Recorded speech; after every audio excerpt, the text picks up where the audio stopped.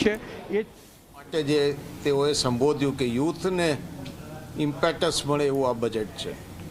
તો AI is a part of youth of today for growing for tomorrow.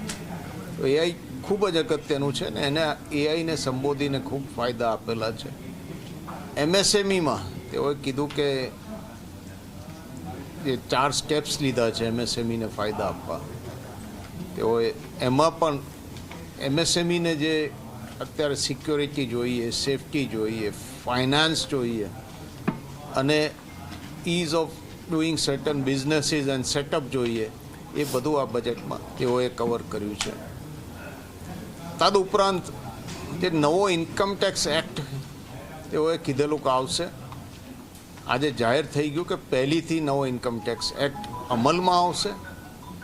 અને ખૂબ અગત્યની વાત છે કે ઇન્કમટેક્સ એક્ટમાં જે ફાઇલિંગ ઓફ પેપર્સ છે એને સિમ્પ્લિફાય કર્યા છે અને એ ખૂબ જરૂરી હતા. કારણ કે કોમન માણસને, એક સિનિયર સિટીઝનને આ પેપર ફાઇલ કરવામાં ઘણી તકલીફ પડતી હતી. પણ આનું સિમ્પ્લિફિકેશન પણ તેઓએ તરત જાહેર કર્યું હતું. ગયા વર્ષે એમણે કીધેલું કે નવો ઇન્કમટેક્સ એક્ટ લાવીશું અને એ પ્રોમિસ એમને ફૂલફિલ કર્યું છે અને સિમ્પ્લિફિકેશન પણ આમાં ફૂલફિલ કર્યું છે.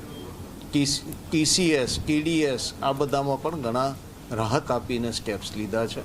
ટીડીએસમાં ઘણા બધા ક્રિમિનલ પ્રોસિડિંગ્સને પણ તેઓએ ખૂબ રાહત આપી છે અને એમાં પણ દંડની જોગવાઈ કરી અને એમાં કોર્ટ ડિસિશન લઈ શકે એ રીતે પણ એમાં એક જાહેરાત થઈ છે.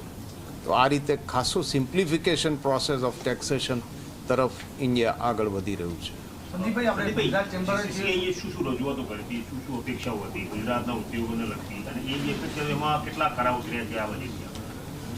જે મેં પહેલાં પણ કીધું બજેટની રજૂઆત થઈ એ પહેલાં કે સિમ્પ્લિફિકેશન ઓફ ટેક્સેશનની અમારી આ વખતે ઘણી મોટી